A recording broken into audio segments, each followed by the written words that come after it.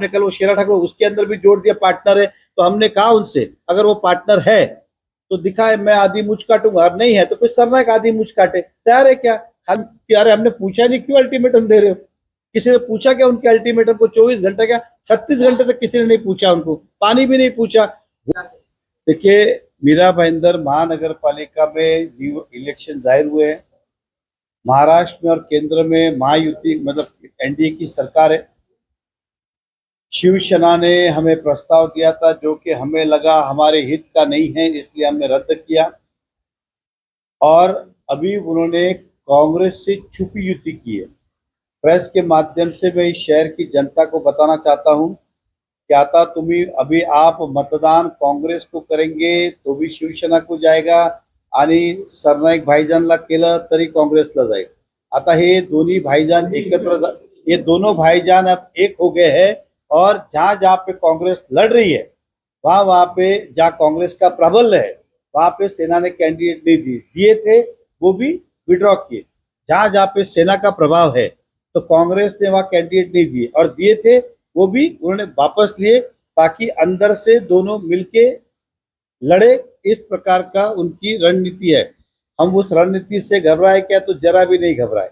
हम अभी भी दावा करते कहते कि इस बार भी जनता दल भाजपा का सबसे बड़ा होगा और 70 के आगे होगा। ये हमारा अटूट विश्वास है, घमंड नहीं है इस शहर की जनता के पीछे। मैं बार बार नहीं कहूंगा मैं सरनाईक 4 वाला, सॉरी नरेंद्र मेहता 4 वेला आला, नरेंद्र मेहता 4 वेला आला, नरेंद्र मेहता भाजप, मैं भाजप वाला हूँ। कमल आया, मैं तो उसका एक माध्यम चेहरा हूँ।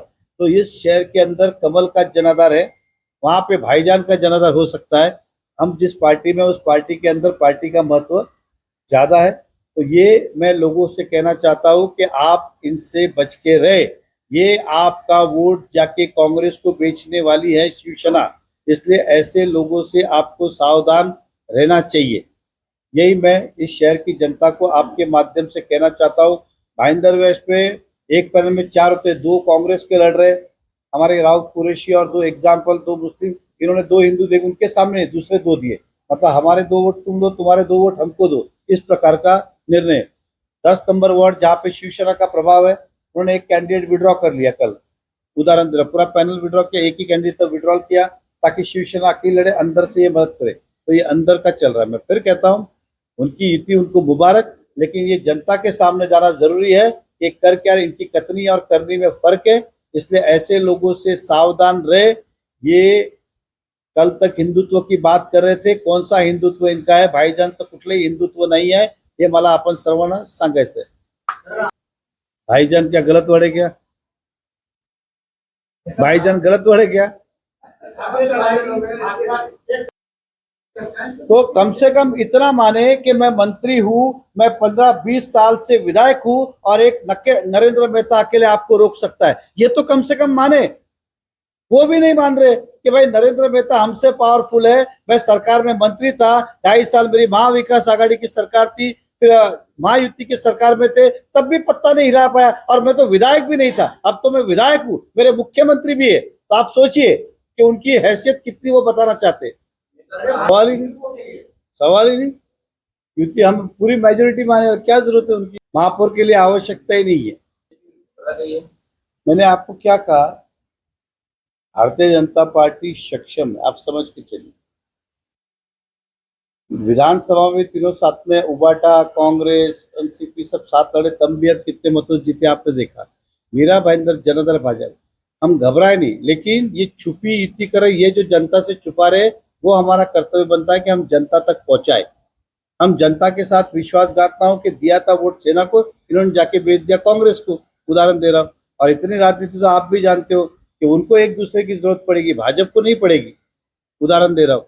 और कांग्रेस किस आज तक इस देश में बताइए नेशनलाइज पार्टी ने कम फॉर्म वापस खींचे? सामने क्यों फॉर्म वापस यूपी में खींचते समझ में आते, विदाउट यूपी आप फॉर्म वापस खींच रहे हो, उसका लॉजिक और सेंस कोई है ही नहीं ना। यही एकमात्र कारण है। तो मैं, अगर ये सच है तो कम से कम मेरे को ये बोले वो, फिर इधर क्या मेरे पास जो आए थे युति के लिए, तो परसों सुबह तक क्या था? मैं कल रात को भस्मासुर हुआ क्या? कल रात को हुआ क्या? इसको आप क्या जनता को बताना चाहते हो? और किस तरह से आए वो आपने देखा? 4 टाइम वाले ऐसे नहीं हुआ क्या आए थे? उन्हें भी पता था कि जनाधार भाजपा का है और मैं उनका आदर के साथ कहता हूं, वो नहीं आए, वो ठीक है, सम्मान है उनका।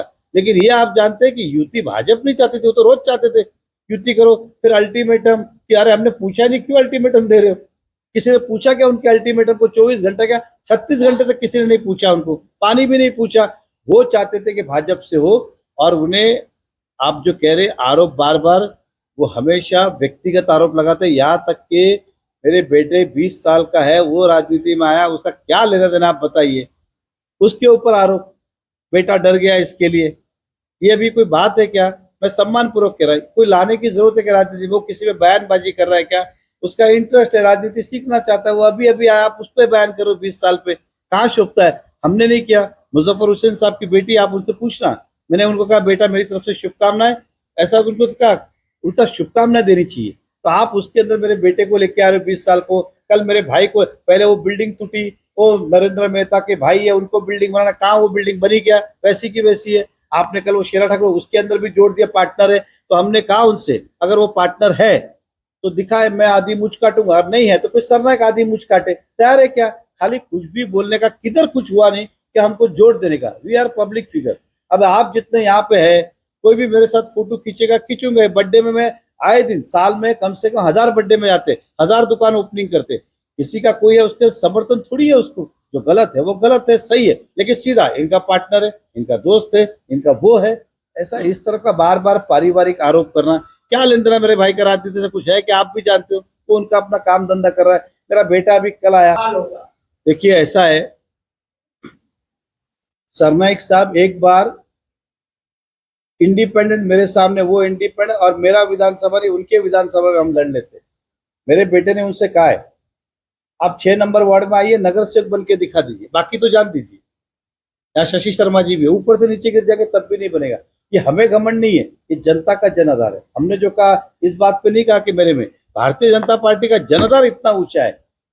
सरनाइक साहब शायद भूल गए कि पिछली बार वो 10,000 वोटों से केवल जीते थे, हारते हार, और अभी जनाधार बढ़ा है। आप भी इतना तो सरनाइक साहब को जानते हैं कि मेरे ऑफिस में इस तरह से 2 बार नहीं आएंगे। अगर उनकी जान दो, अभी नहीं बोलता।